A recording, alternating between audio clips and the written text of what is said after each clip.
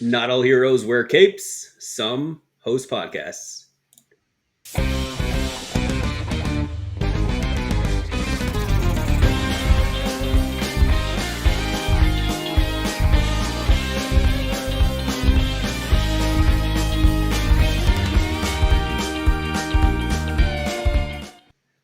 Something that will never get old, and it's nothing that the viewers will ever see unless I do like a screen record, is us on the bottom in the lobby just jamming out to our intro every single time. Vibe it out, like it's Just just like little tiny us just jamming out.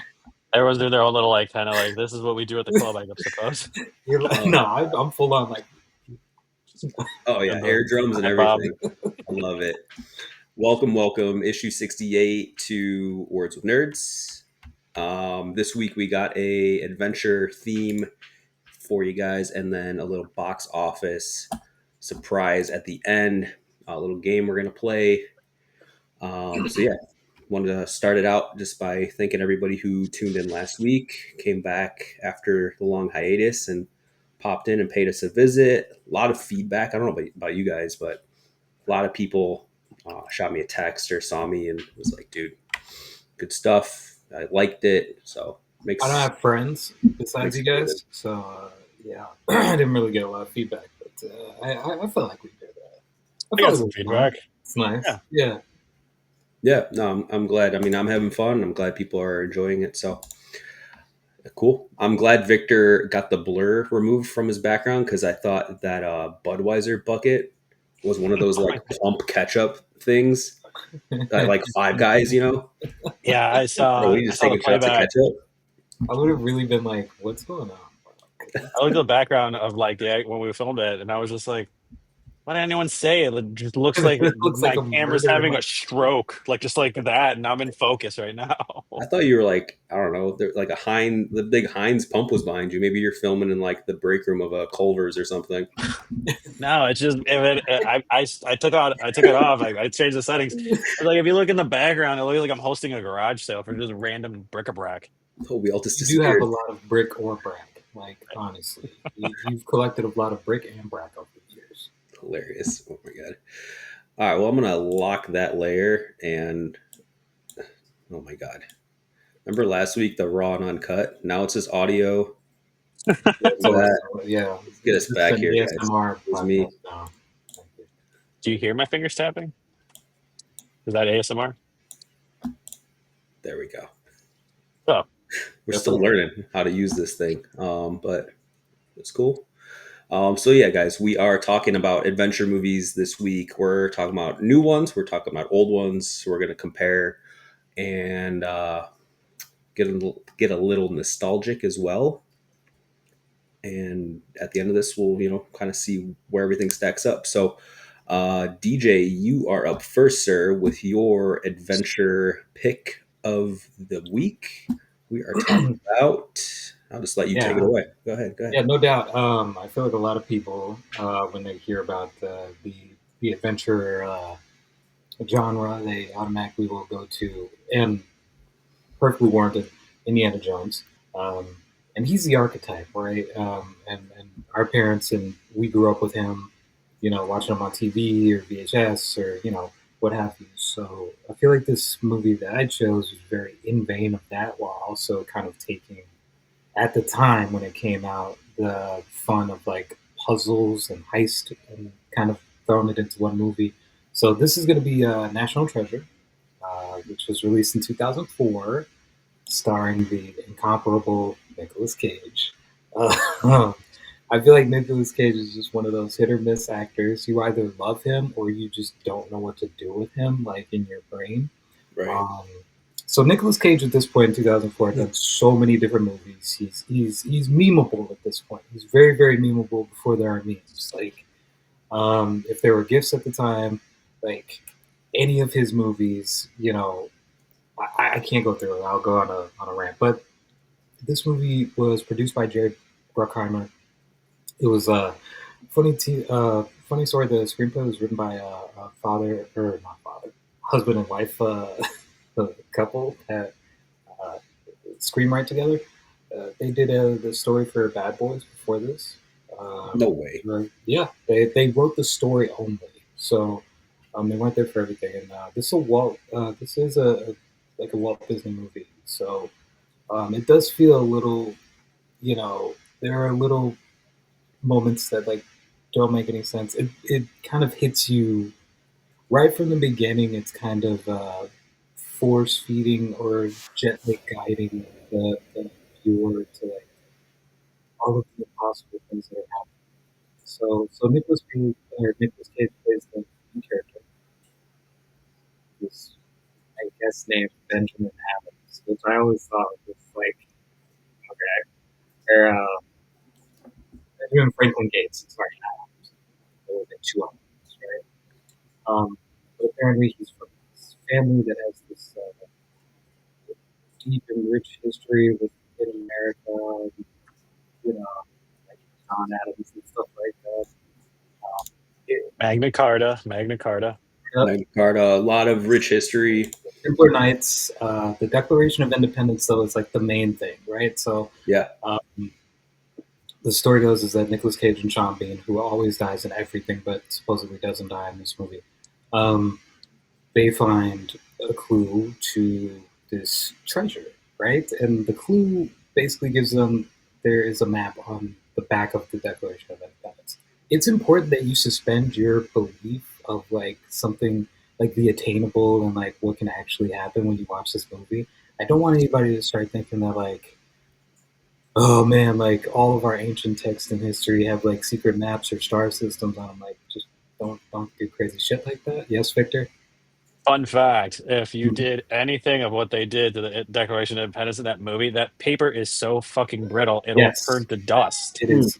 Yes, You gotta there have wear it. been You can't even touch plenty it. of there have been plenty of experts that have done videos where it's just like, no, that would just burn up, like putting lemon water on like that doesn't make any sense. But the thing is, as long as you suspend your disbelief of what is perfectly manageable, like in these certain situations, it's a really really fun movie. Like you have Diane Kruger, you have the dude that was like I think in almost everything in the early to mid 2000s. Justin, I forget his last name. It's so weird, but he was the psychic in the movie.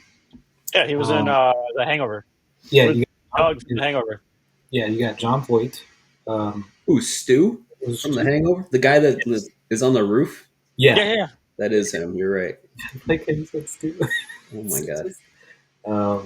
But yeah, no. Overall, I would say that this movie is very reminiscent and nostalgic of kind of Indiana Jones meets the heist movie. Because at the time, like the Da Vinci Code Oh, had come out, like, and everybody was just in love with like the step by step process of figuring out a mystery, and so it was really playing on that. It was playing on the fan base of Nicolas Cage himself, because there's a lot Also, of people that I know that just have seen this movie, and they're just like, yeah, I mean, I saw, yeah, not my cup of tea, but I saw it because Cage was in it, and he's one of those actors. I think he's one of those generational actors, for better or worse, that everybody just kind of loves. But he's so super unproblematic.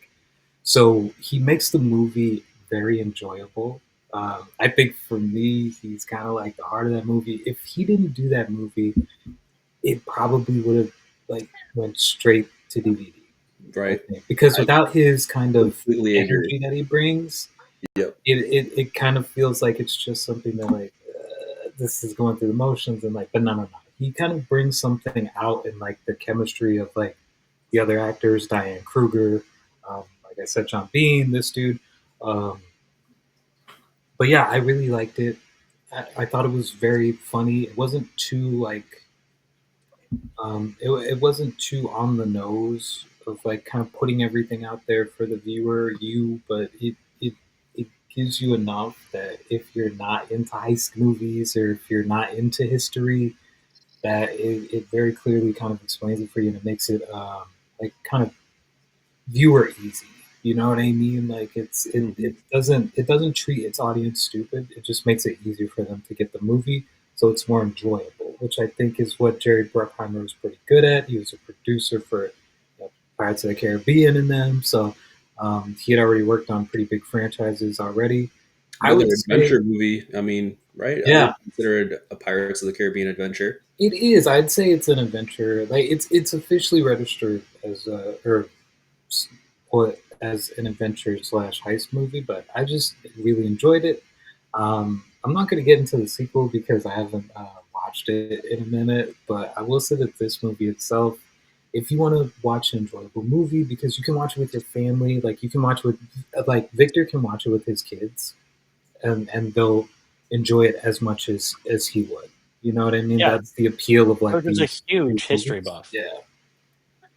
Yeah, there's I think that's kind of like what the Da Vinci Code, you can watch that, but National Treasure, like this is just one of those movies where it's like you could also kind of picture yourself as like the main character in a way, where you could be like, yeah, I'm just gonna steal the Declaration of Independence, which also it is super Sorry. fucking easy for him to steal the Declaration of Independence in that movie, and it makes me so upset because it's just like, no, don't. Sorry about that. Ugh. You probably But could hear my son in the background. Um, in that movie, because of that, the Smithsonian and I forgot what's the other place, the Louvre, had to yeah, increase their security because people thought it was super really easy to thought, yeah, steal. Yeah, Oh they my god. legitimately thought they could do that. So they were mhm. just like, "Hey, I'm gonna break in," and security guards were like, "Hey, one, you're not Nicolas Cage. Two, no, you're going to jail for 15 years because it's a 15-year No. crime. It's a 15-year charge. That's a felony. That's a Yep. huge felony. hmm Imagine being That's in yeah, jail.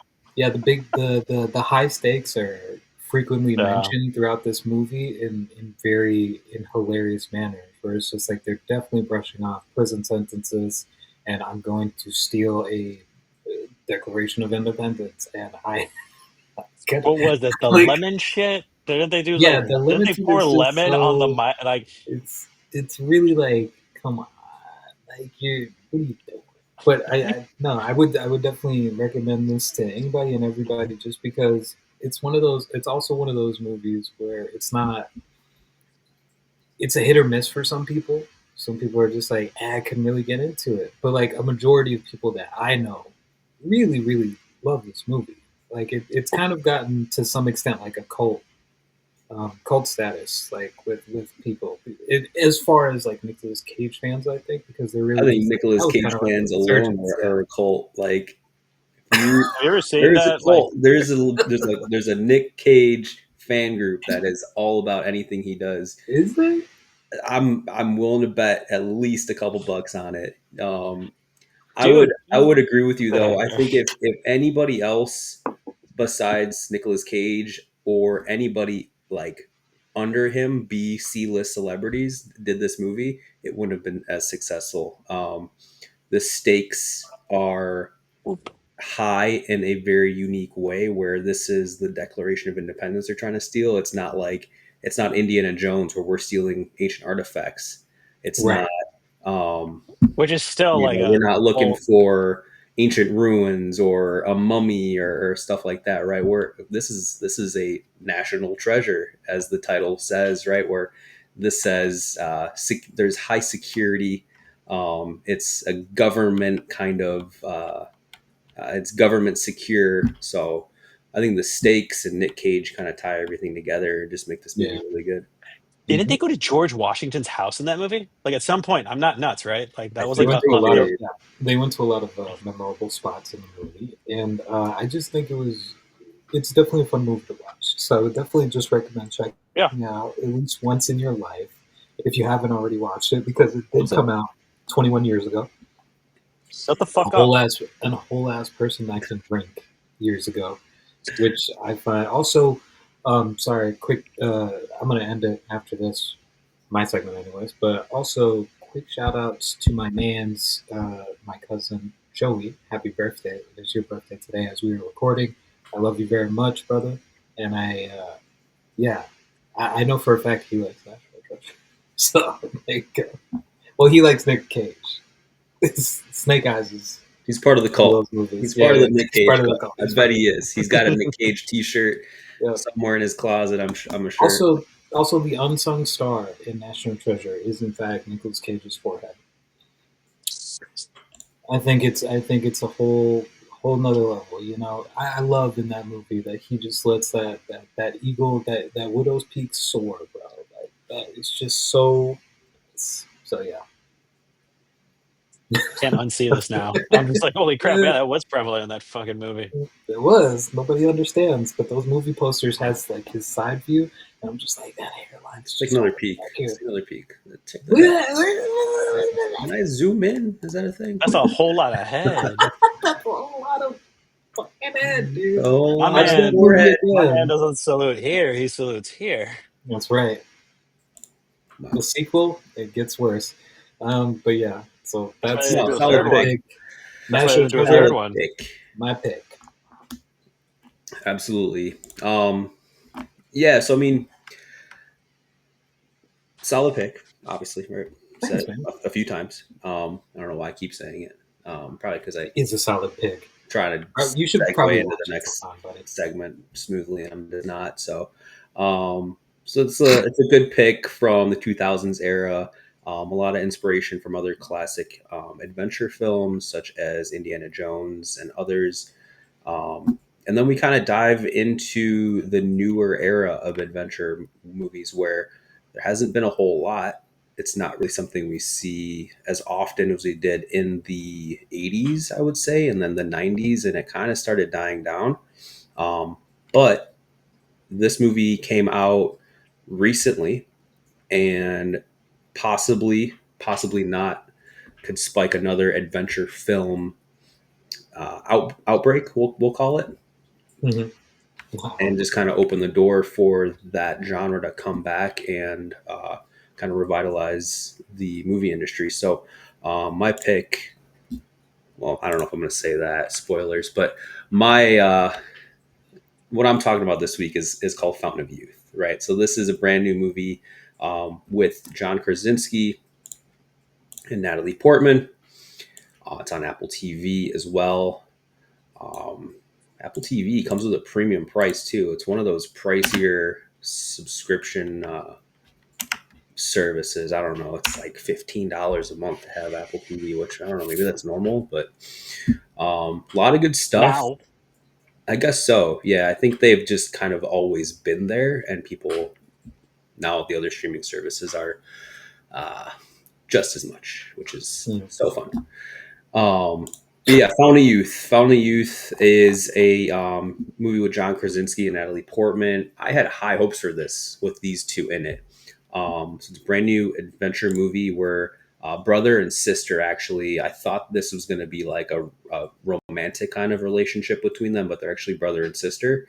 Um, Natalie Portman works at a museum, and John Krasinski is a like treasure hunter kind of guy, picking up the family business where their dad used to be a treasure hunter, and Krasinski's kind of following in the footsteps and trying to keep that alive, right?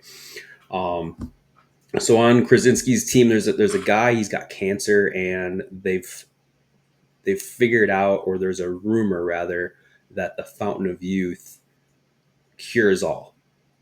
So they're desperate to find it, especially this guy. He's putting in tons of money in. He's got tons and tons of money to put towards research and armies and everything to get to the Fountain of Youth. So um, to me, that element alone felt a little cheaty. You know what I mean? Mm-hmm. Like, it's just not, you got the leg up immediately.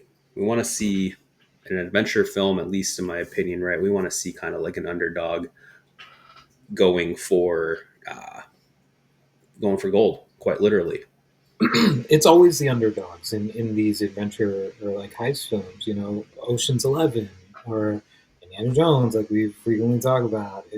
Uncharted, like these movies Lara always have an Croft. underdog. Lara Croft, dude. I'm Oh my I'm god, surprised yeah, you didn't mention that. Yeah, Lara Croft. I was part of that Lara trend. Croft, But Tomb yeah, Raider. Yeah, Oof. there's a couple groups. There's his group. There's a detective following them the whole time, trying to catch them, and then there's another group as well. It's kind of like, I won't spoil completely, but they come off as maybe other treasure hunters as well, but they're Mhm. definitely always where John Krasinski's team is as well, and they're always looking for what they're looking for. So I don't know, guys. For me, I had high hopes, like I said, but this one just kind of fell short, and that Yeah. was the household vote as well. It wasn't just me. We watched it a few days ago. I will say it just kind of fell a little short. I think the writing was probably the culprit of most of it falling short. Mhm. A lot of terrible jokes. Yes, Victor. I'll say the costume designer probably made me like not interested right off the get go. What the fuck is he Is this wearing that Victor scarf? alone, or Yeah, that scarf. That scarf is like what I imagine from like a sci-fi channel. Like that's how they would dress a treasurer in a fucking movie. John Krasinski's scarf. Or it looks like Jim got into modeling. it's an I could interesting see. thing that you've pointed out because there is something I caught in the movie where he's wearing a sweater, and the scene right after, or maybe two scenes after, she's wearing the same sweater, if not something very, very similar. I'm like, they get the like, is wardrobe short or There's not a whole lot of like individuality in terms of like the costume design. Like it feels like they're Yeah, kind of copy and pasting like the yeah. prototypical look of like this look on the trailer or on the poster reminds me of the same look that they had for Sahara, like back in '05 with yeah, McConaughey. Insane. yeah, The poster is what I imagine like if you typed Right. into like Chat GPT like, hey, put Padme and Jim from The Office in a fucking adventure movie. And that's it's hilarious. That image is from ChatGPT, but these are real what? outfits from the movie. They just took different movie posters and put it over a nice clean background for our show here, but that's what they're That's wearing what in the movies. So, Oh, that's like, great. I don't know, maybe they did the Great. same thing. Hey, ChatGPT, I'm writing a movie called Fountain of Youth. What would an adventurer wear, and how can I make it look as basic and cartoon character esque as possible? Yeah, your costumes design, especially if it's an adventure movie, should be like functional. Like it should be functional, but also like give me like yeah, like a functionality. Like, hey, you're wearing cargo Uncharted. pants. Yeah, Yeah, Uncharted is probably the best. Like people shit on Tom Holland, but like fuck y'all niggas. I know y'all just like to talk a lot of shit about that kid for no apparent reason. And he was actually pretty good in the fucking movie. So like, I'm Yeah, sorry mhm. he wasn't 10 years older and looked exactly like Nathan Drake from the movie, but not his whole wardrobe. Like it was very Uh, accurate from the costume design from the games, and it was fully functional. Like the way that he would wear those shirts and cargo pants, like you said. So yeah, right. Yeah, lack of depth. And not to harp on their outfits, but I'm glad you brought that up because I think just the overall theme of this is lack of depth, where the writing's terrible. Well, I won't say terrible. The writing's just not yeah. so Come on, great. It's damn. not terrible. I'm sorry.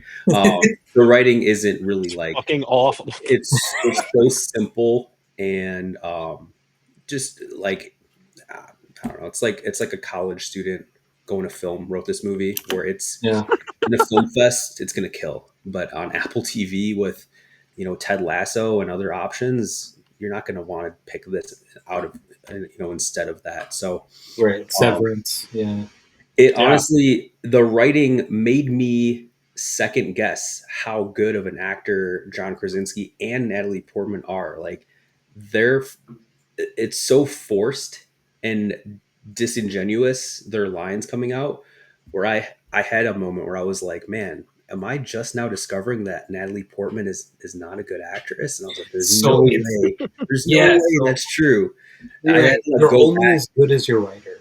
Exactly, yeah, I had to go back and prove myself wrong. Like they're both great actors, um, but you can tell that they aren't feeling the writing, and it's just like something's It missing. shows on screen. Like it comes off. Like you can definitely see it on screen. And like if the chemistry isn't there with the cast, then it's like, what are we doing?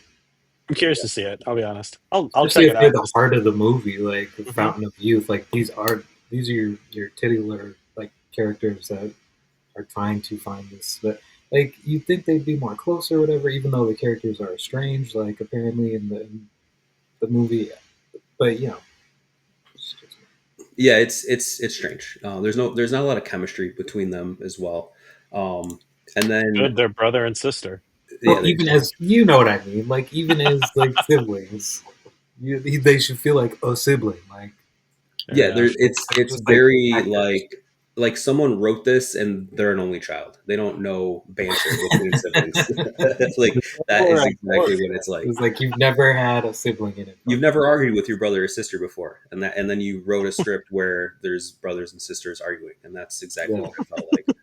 Fair enough. I don't Another like. huge I don't part like of you. adventure films, as DJ you mentioned, for National Treasure and others that we've touched on, are the puzzle solvings, right? Like that's part of the fun Yeah, of watching adventure films is you want a chance to solve it, you want a chance to hear them, you know, struggle with something and you kind of have your wheels turning. For some reason in this, there's very little of that.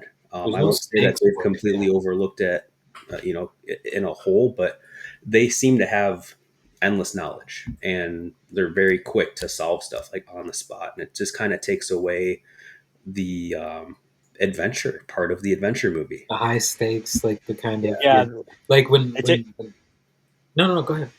they take away. So in all those movies, and especially what was like the winning formula for like National Treasure, Indiana Jones, any of that stuff, it's that like they don't know everything. Like legit, that's part of it. It's figuring it out. It's like looking at the puzzle and being like, I need to put these pieces together and guess here.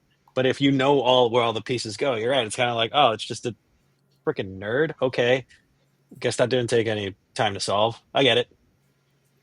So Yeah, yeah, it's not a very fun movie. Not to there's definitely good things about the movie. I think it's forgettable. I think in 10 years you'll see this at a Walmart and be like, yeah, it's $2 on the shelf, clearance. Yeah, don't Two care. bucks too much. Fuck two that. bucks too much. Yeah. It just doesn't stack up. It doesn't stack up to anything on Apple. Like I said, Apple's got a premium, probably for a reason too. They've got a lot of good stuff on there. They've got Severance, is award winning. Ted Lasso, which I know DJ you love Ted Lasso, I love um, Severance too.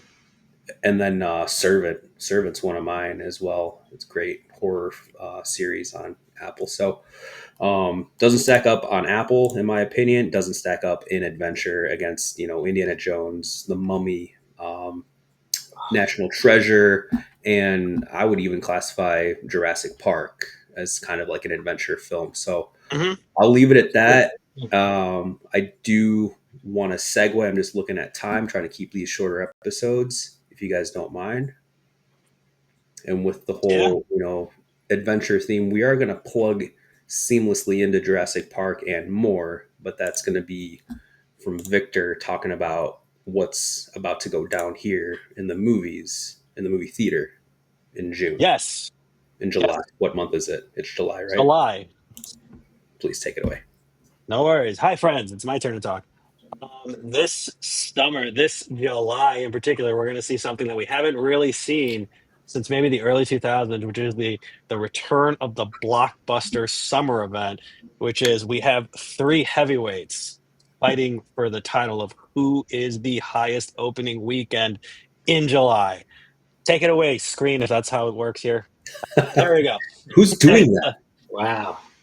It's getting paid well, I can tell you that. So this summer we have Jurassic Park, Superman, and the Fantastic Four battling it out to see who's going to be the top. And this is kind of our fun little like segue into it to see like who do we think is going to be the top between the three of us. We each have different personality tastes from shirts to I don't know backgrounds. So I'm very excited to talk about this. Vince actually saw one of them. Vince actually saw Vince actually saw one of the movies. What was it 2 days ago, right? Yeah, it took me a second to realize the camera flipped. So you don't mind me asking, Vince, you saw Jurassic Park. What's your general takeaway from it? Um, Quick and easy. I thought it was awesome. Fair enough. Um, I'm really excited for all three. I'm going to watch all three. It's just I don't know about you guys. I grew up in the movie theaters as a kid. Like that was You my don't thing. say. Bro, I think yeah, welcome to the show. Yeah.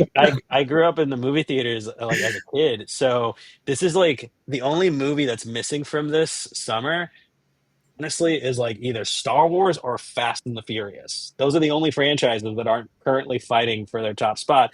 And it's kind Mm, of weird too, because this is also like for all three franchises, it's their Hail Mary event. Because all mm. three, one is starting out a studio, one is on a studio that's kind of, you know, Steady. we've been having we've been having that, and one is just like we've already kind of been seeing it go on the steady decline. So I wanted to ask, Hmm. we're going to put these in some sort of order. What do you guys think is going to be the top billing for this July? Go ahead, Vinny. Yeah, so top to bottom, one, two, and three, where do we think these will fall as far as the July box office rankings? Hmm. Um, I have a little bit of insight just because I saw Jurassic World today, actually. And I saw a few different theaters while I was buying tickets. Some of them were sold out and some of them were not. The theater I was in, and I went around like 11:30 today in the afternoon, it wasn't full. So I'll give you guys that insight too. It's been out for 5 days. Transparency today is Sunday. It's a weekend. It's an afternoon as well, and it wasn't full. So I don't Hmm. know if Jurassic World is going to be the number one spot for me. I don't think it has the sauce. It's Got you. not looking good. Um, I'll let you guys do your take on Jurassic World while we're at it. I thought we were doing But individual lists. You know what? That's fine. Jurassic World Rebirth? yes, you go next. I can't figure out the Dude, fuck. you're Yeah, like, DJ. you're stop pointing at people. You're confusing Yeah, the shit DJ, out go of me. next. I don't know what to do with my hands. Yeah, go next, Just, DJ. What do you well, think? that's why you should probably use your mouth. So Fair enough. take it however you want, baby. Look, Fair enough. Jurassic World Rebirth. I'm probably only gonna see it for Scarlett Johansson and Mahershala Ali. Um, I don't really give like. I don't know if it's problematic to say. And I got a couple of friends who are part of the LGBTQ community. But I will say is that this dude from Wicked, Jonathan, whatever his name is, um, too good looking of a guy. I don't appreciate when a guy is just so fucking handsome. That like, have you seen this guy in like is he this? Is he the scientist? Yeah, he's the He's the main one guy with with the egg. glasses. Yeah, Okay. He looks like a they're more handsome James Franco. Like yeah, I dude, saw him and I'm like, is that they're James Franco? ensembles. Yeah, they're ensembles on like the red carpets and like the interviews and stuff. This dude is like 5 stars. Can dress the shit. Like I don't know whose person is whose fashion coordinator, whatever is like his person, his stylist, but they're fucking killing it right now. Okay. Well, anyways, what do you think about You the? anyways, me bitch. Anyways, So are you saying that you're seeing it for Scarlett Johansson and maybe the another audience will see it for this gentleman? Is that what you're saying? I think yeah. So basically, what I'm saying is that all of their stars are bringing in certain people besides like the general audience for the Jurassic, Okay. Park World Yeah. series or whatever. So I Absolutely. feel like it should do well, but I don't think it's going to do like as well as the other two movies that are in the conversation. Because You're not the only person that said I'm only seeing it for this specific actor or actress. I mean, she's a lot of great actors and actresses in this movie. So Victor. yeah, Fair enough. I don't really care about Jurassic. I love the first Jurassic Park. I read the book. I was a big fan of that book. The first one had a horror element to it. Every other one has felt like really an inferior copy of the last one. This one still gives me that vibe. It gives me that like, hey, we shouldn't have done this. Like I get it. Like people need a paycheck. Or we need to keep the IP alive. It just doesn't look interesting to me. Even the dinosaur design, the weird like alien looking thing, the Mm. D Rex. Yeah. It doesn't look scary. It looks like what someone draws for their parents when they don't really know how a dinosaur looks like. Like they look at it and they're like, "Mommy, here's a dinosaur." It's like, "Yeah, that's a dinosaur, all right, on the fridge." It looks Uh, like the writer of Fountain of Youth drew a dinosaur. there you go. So Natalie Portman's listening to collectively, this. we are putting Jurassic World in the third spot. Sounds like, right? Hmm. All Yep, right, absolutely. plug that guy in here. Can I? I'm going to start this off with the second. I'm sorry. Go Can I? for it. Yeah. What I think you guys will solely agree is the second. I'll give my case out, and I am a big fan of this. The second spot, and that's just because I'm saying it. I love the actors. The cast looks Hurry amazing. up! The special effects look Jesus! awesome. I think the Fantastic Four is going to be in the No, second spot. I don't agree with that at I think it's gonna. fucking all. Bullshit. People were already afraid of the reshoots. I know people kind of get annoyed with Pedro Pascal, even though he's a great actor.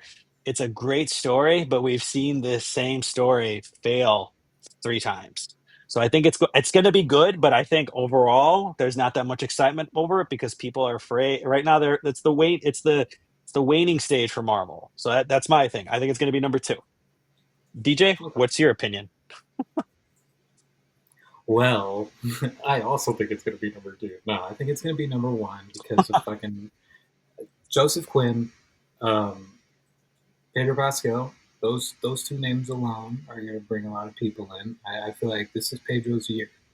This dude is just on another level. He's doing Mando and Grogu. He's already done The Last of Us. He's when he plays a character, um, people associate him with those characters. So Which I is know a perfect. lot of people who know him as like the Sand Viper of Dorne or the Sand Viper. Viper of Dorne. Yeah, and I know people who know him as Din Djarin. Like, so he's definitely a leading man. Now, I was a little confused when he got Reed Richards, but I ain't mad at it. Maybe they could have just shaved his mustache, but I'm assuming maybe they'll leave that for like the sequel. Who the fuck knows? But also, I like the CGI. I think it looks amazing. I love that they're starting it off in a different universe, so that explains the trip to the main MCU. Um, I don't know, man. I'm just really jazzed about it. I think it just looks like a very feel good movie where I feel like the MCU has had such a hard time figuring out their tone since like Endgame. It seems like everybody has a different tonal change for like their franchise or their people or their characters that they're doing at the time. This one feels like it's good to have like that that first family feeling and stuff like that. Where I didn't really feel that in the '05 version, the '07 one, the 2015 one was too nitty and gritty. So this one really feels like it's for the fans, by the fans, like for the most part. I know it doesn't seem like part of the time it feels like it's just a big Marvel movie. But I feel like there's going to be a lot of heart to it, that's not shown in any of the trailers that everybody swears up and down is the whole story. So, and I feel like the visuals are going to be amazing. You can tell by the CGI work with the thing that it just looks pretty cool. So yeah, I'd say for me, that's probably going to end up earning the most. I think. So it seems like we need a tiebreaker. I'm glad you guys both went first because my mind was made up before I went in this. Just kind of, I mean, all this stuff you guys see here is stuff I create for the show, and I know in advance, obviously, what we're walking into. I'm not trying to flex, just saying like that's the reason I've been like thinking about this ahead of time is just because I've been seeing it ahead of time, so my Yeah. mind has already been made up. Um, so I think my mind has been changed, to be honest. Both of you guys made really good points. For me, Fantastic Four. And before I start, I do want to say, Victor, you made a really good point at the beginning where all three of these are Hail Marys for the franchises, where Yeah.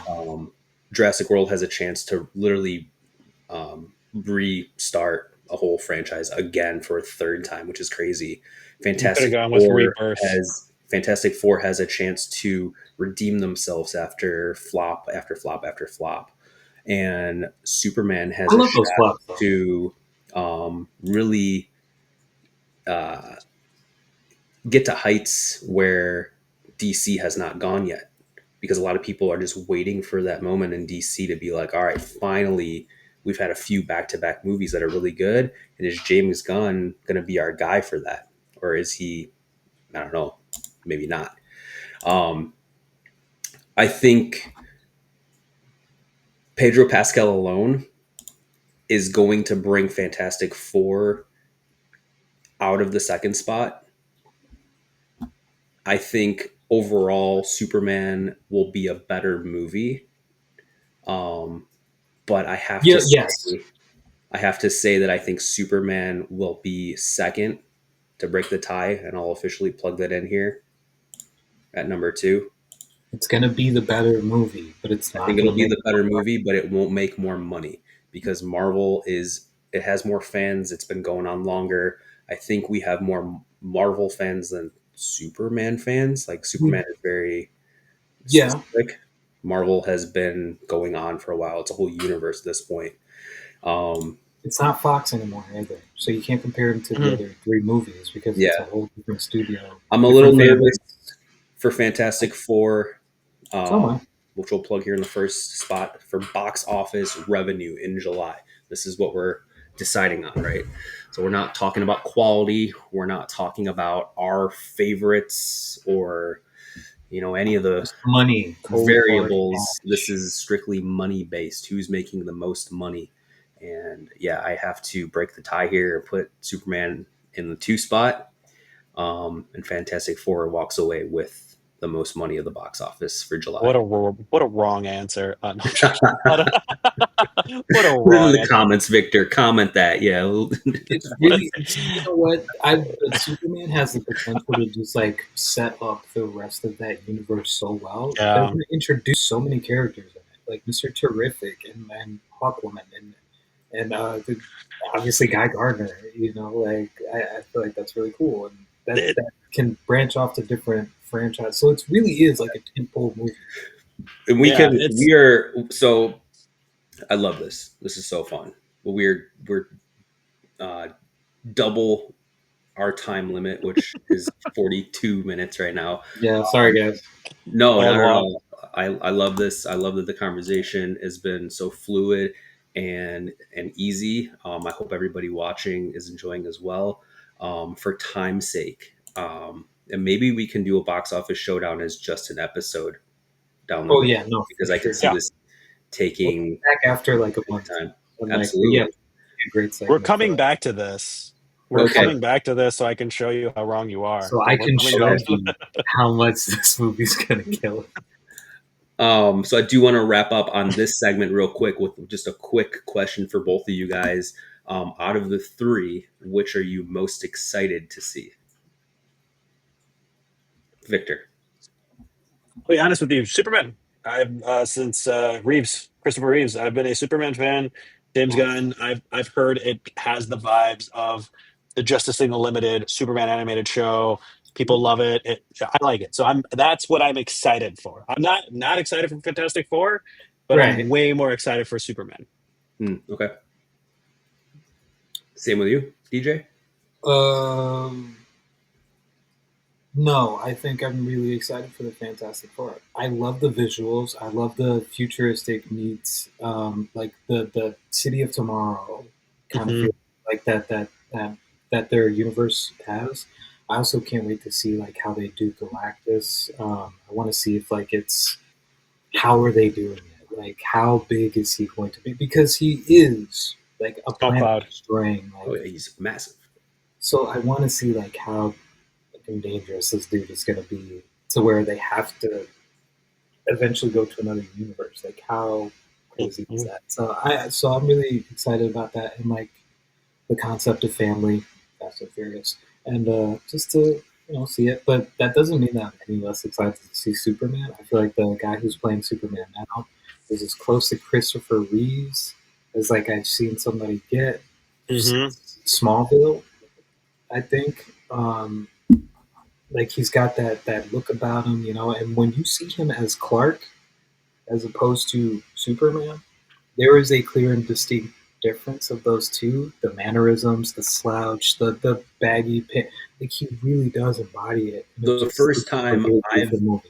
the first time I've understood in Superman's existence that simply removing the glasses is the disguise, because Yeah. he does look so different But with he Mhm. looks like you see different his hair. micro expressions. He does like his Yep, like he puffs out his jaw more and stuff like yep. that, and No, it's pretty it's cool. finished great. I think he's doing a really good job. And the second trailer alone, seeing the interview scene with him and Lois Lane, it's just you can see the chemistry right from there, right from the jump, and it feels like it just came straight from the comics and jumped out on screen. So I'm super excited about like both of these movies. Jurassic World could be the bag it is, but And on the these third. other two movies seem solid. So. I'm excited for everything. Jurassic World was great. I was excited to see it, just because I'm a huge fan. Both Mhm. Marvel and DC got good stuff I coming was. out for July, so I'm excited to see what happens. We've got a really good month of movies coming out.